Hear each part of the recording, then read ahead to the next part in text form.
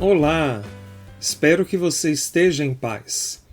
É muito bom contar com você nesse espaço de reflexão sobre os escritos Bahais, o podcast Simplesmente um Bahai. Hoje chegamos ao episódio 15, no qual daremos continuidade ao estudo de um dos sinais vermelhos que Deus apresentou à humanidade na obra As Palavras Ocultas.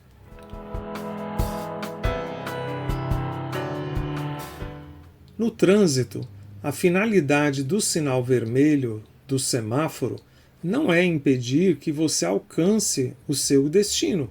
Muito pelo contrário, se o sinal estiver vermelho, significa que, para a sua própria segurança e a segurança dos demais motoristas, passageiros e pedestres, você deve parar.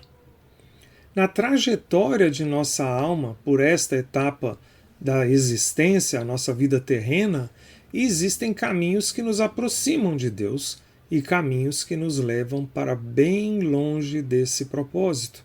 É para isso que Bahá'u'lláh colocou alguns sinais vermelhos.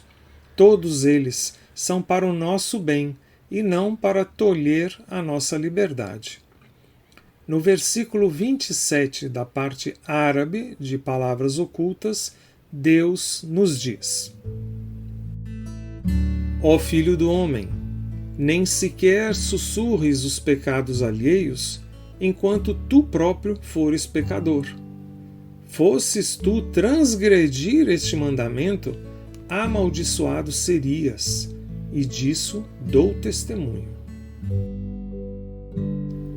Se eu me ocupo com as faltas alheias, é muito difícil refrear o desejo de comentar com alguém as minhas observações e julgamentos. Assim, nasce a maledicência, isto é, falar mal de alguém pelas costas, de forma maldosa ou traiçoeira, popularmente chamada de fofoca.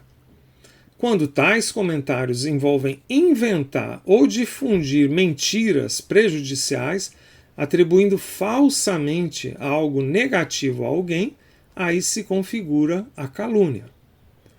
Volto a ressaltar que em pouquíssimas passagens de seus escritos, Bahá'u'lláh usou termos tão duros quanto os que aparecem nesses 2 versículos. Ou seja, essa não é a sua linguagem e o seu tom habituais.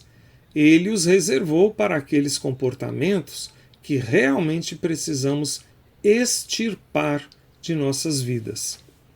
Observe que Bahá'u'lláh define como um mandamento não sussurrar os pecados alheios. Não se trata de um conselho ou exortação, é mandamento. E ele afirma que quem transgride esse mandamento é amaldiçoado por Deus.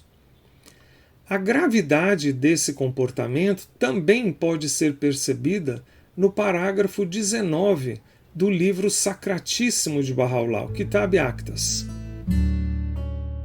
Proibiu-se-vos o assassinato e o adultério, a maledicência e a calúnia. Evitai, pois, o que vos foi vedado nos livros e epístolas sagrados. Você reparou as outras ações que aparecem lado a lado com a maledicência e a calúnia na mesma sentença? O assassinato e o adultério. Deus proibiu essas 4 coisas lado a lado no mesmo versículo do livro de Leis.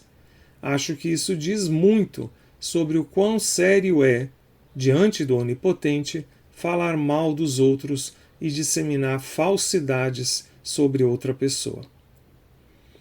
Essa forte advertência é reiterada novamente em outra importantíssima obra da abençoada beleza, o livro de minha aliança. Em verdade digo, a língua é para mencionar o que é bom. Não a corrompais com palavras indecorosas. Deus já perdoou o passado. Doravante, todos devem expressar o que é bom e digno e evitar a maledicência, as injúrias e tudo o que possa causar tristeza aos homens. Cada coisa criada por Deus tem um propósito, e esse propósito é definido por Ele. Bahá'u'lláh nos conscientiza que o propósito da língua é mencionar o que é bom e digno. Nos alerta que se pronunciamos palavras indecorosas, maledicência, injúrias e qualquer coisa que possa causar tristeza, estaremos corrompendo essa criação divina. Vou repetir o que Palavras Ocultas nos adverte. Quem sussurra os pecados alheios é amaldiçoado por Deus. Mas não é só isso. O versículo nos relembra que nós mesmos somos pecadores, ao dizer, enquanto tu próprio fores pecador. Em diversas orações barrais, recitamos que nós todos somos pecadores. Nós todos. Se nos mantivermos conscientes desse fato, teremos mais força para resistir ao impulso de comentar os pecados dos outros. Essa verdade espiritual nos remete às palavras de Jesus Cristo, quando uma mulher flagrada em adultério ia ser apedrejada pela multidão. Ele disse: aquele que dentre vós está sem pecado, seja o primeiro que atire pedra contra ela. Para que a maledicência possa ocorrer, são necessárias pelo menos duas pessoas: a que faz a fofoca e a que escuta. Sem uma das duas, a fofoca não acontece. Isso quer dizer que quando eu escuto alguém falar mal de outra pessoa, eu também estou transgredindo o mandamento divino. É bom enfatizar, não há fofoca se não houver ouvinte. Por isso quem escuta é cúmplice, pois também está se ocupando com as faltas alheias. Mas como agir quando alguém começa a falar mal de outra pessoa?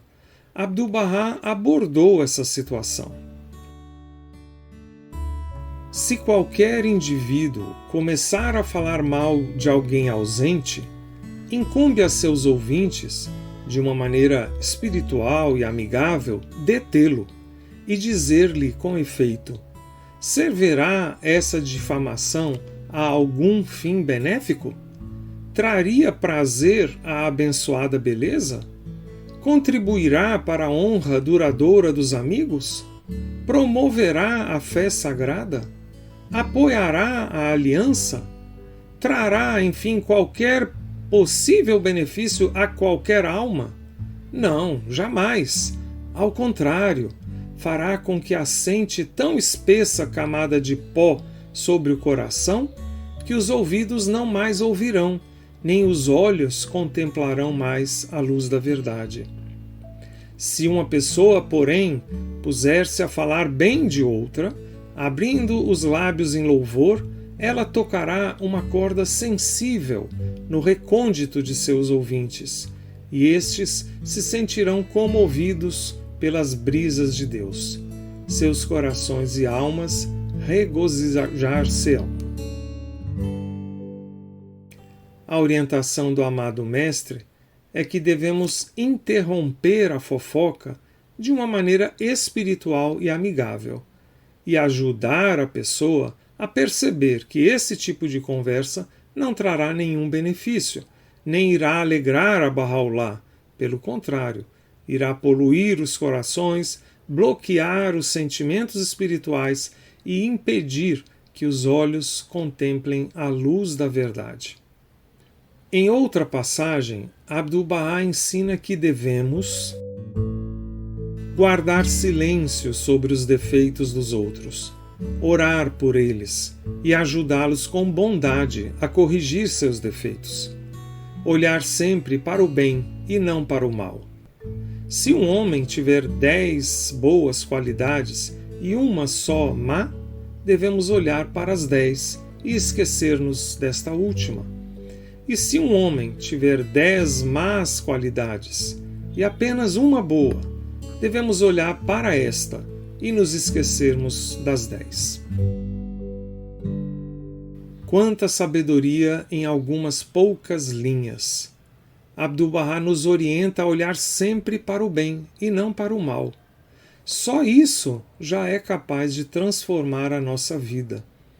Quando nos defrontamos com os defeitos de alguém, ele ensina a fazer 3 coisas: guardar silêncio, orar por aquela pessoa e ajudá-la com bondade. Mudar o nosso comportamento em relação à maledicência pode ser desafiador, pois além de um hábito individual, é também uma característica cultural. Requer muito esforço e constante vigilância. Mas se temos esse propósito sincero de transformação, podemos orar e pedir ajuda a Deus para obedecermos a este mandamento. Se permanecermos conscientes dessa intenção, conseguiremos transformar cada impulso de crítica em oportunidade de crescimento espiritual. Por exemplo, podemos transmutar nossos pensamentos maliciosos em oração pelos outros. Cada vez que o impulso de fofocar surgir, podemos oferecer a Deus um ato de serviço ou uma contribuição aos fundos em nome daquela pessoa. Obviamente, tudo isso silenciosamente, entre você e Deus. Essa prática concreta rompe o ciclo de negatividade. Ao agir assim, estamos ajudando a nós mesmos e criando uma corrente de harmonia. Chegamos ao final deste episódio, agradecendo a você por estar acompanhando o podcast e pedindo que se lembre de curtir, de deixar um comentário, sugestão ou dúvida. Até breve!